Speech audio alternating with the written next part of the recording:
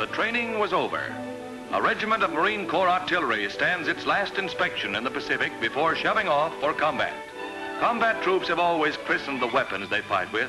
So when an Iron Lady named 105mm Howitzer model M2A1 answered roll call as Glamour Gal, she wasn't just part of another section in G Battery anymore. 10 men and a gun had become a team of 11.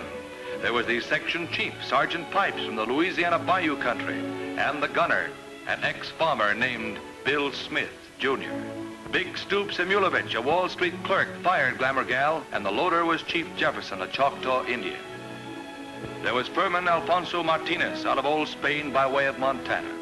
And from Coal Valley, Pennsylvania, a one-time welder named Tom Hanby. There was Tommy Bratcher, ammo passer, who dreamt of raising Herefords back in Tennessee. And Tex Kuhn, who came, strangely enough, from Texas. Chris Benke, the Dutchman from D.C., with post-war plans in South America. And the old man of the outfit, Pop Reynolds. These were the ladies' escorts. They had bullied her and babied her from Camp Pendleton to Pearl Harbor. And while they often wished she'd looked like the portrait painted on her shield, they were proud of her.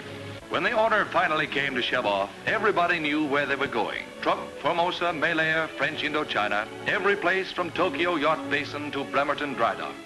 They all had the straight dope except Glamour Gal. From here on out, the division would be in its combat phase.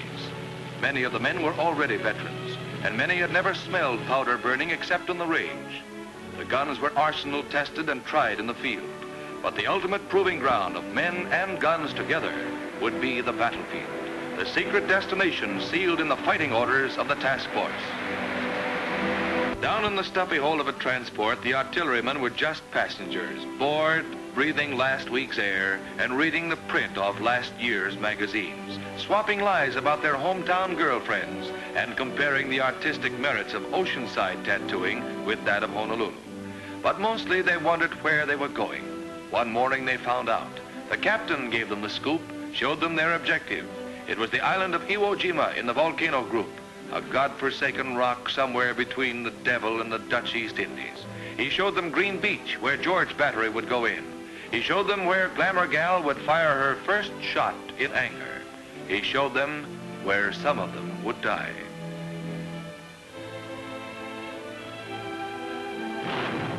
D-Day. Iwo had already gotten the roughest preparatory rub-down of any spot in the Pacific, but it still crawled with Japs, and it looked like the first wave was going to have to fight with its feet wet. With their guns still below decks, the cannoneers of G Battery waited for the word from shore, the message that would tell them that the infantry was beached and wanted artillery support. Following the debarkation plan, Sergeant Pipes and half the crew went in with Glamour Gal in an amphibious truck, while the rest of the section clambered down the scramble nets into landing craft. It was just like maneuvers, except for that funny feeling around their breakfast. Crossing the line of departure, the men of the assault force realized that the Japanese artillery had good seaward observation. As the range shortened to include small arms fire, they knew the beach was still hot and that Glamour Gal would be plenty welcome. Running a hellfire of sniper shots and mortar bursts, G Battery hit Green Beach. It was shin deep with soft volcanic ash that rendered most towage vehicles inoperable. There was no time to deploy inland. The order was to set them up on the beach, which is already cluttered with traffic and supplies. It was exposed and enfiladed, but the infantry was in trouble. And as quick as they came ashore, the guns were met by their crews, moved a few feet, and registered on their first combat target, menacing Mount Suribachi, the main observation post of the Japanese defense system. Glamour Gal fired her first shots like a veteran. There wasn't much to it, no mathematical searching for an invisible target. She rifled them right over the heads of the infantry, almost point-blank range. The whole battery was in there pitching, and up on the rock, the Japs could practically look down our barrels and read the fuse settings.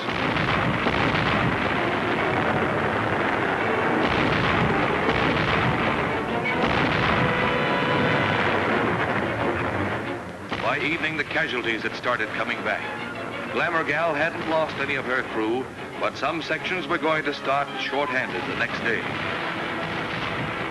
The morning of D+1 found Glamour Gal and G Battery still sighted in on the sullen flanks of Suribachi.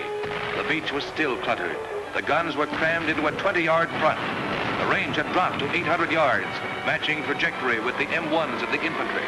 And somewhere inside that 800 yards, the infantry was starting the assault that would put the flag on Suribachi.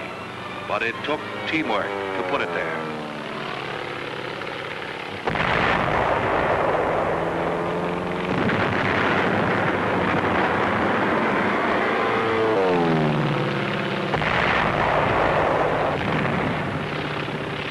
As fast as the firing data reached her pit, Glamour Gal slammed her 33-pound projectiles into the caves and ledges of the big rock. But the ammunition supply had to be constant, incessant.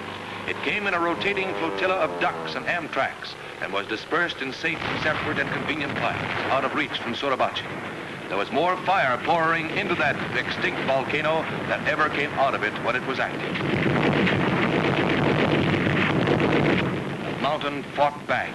But gradually, the planes and ships and guns filled out the battle pattern that would end with Mount Suribachi once again, an extinct volcano.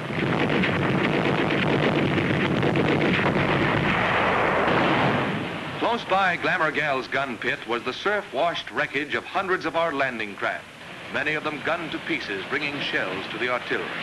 When they were hit, the debris wounded our gunners. The litter of derelicts made subsequent landings dangerous, but we owned the beach, an unshakable foothold on Iwo Jima. With the southern spit of Iwo in our hands, we still had to blast the Japs from the remaining 3/4 of the island.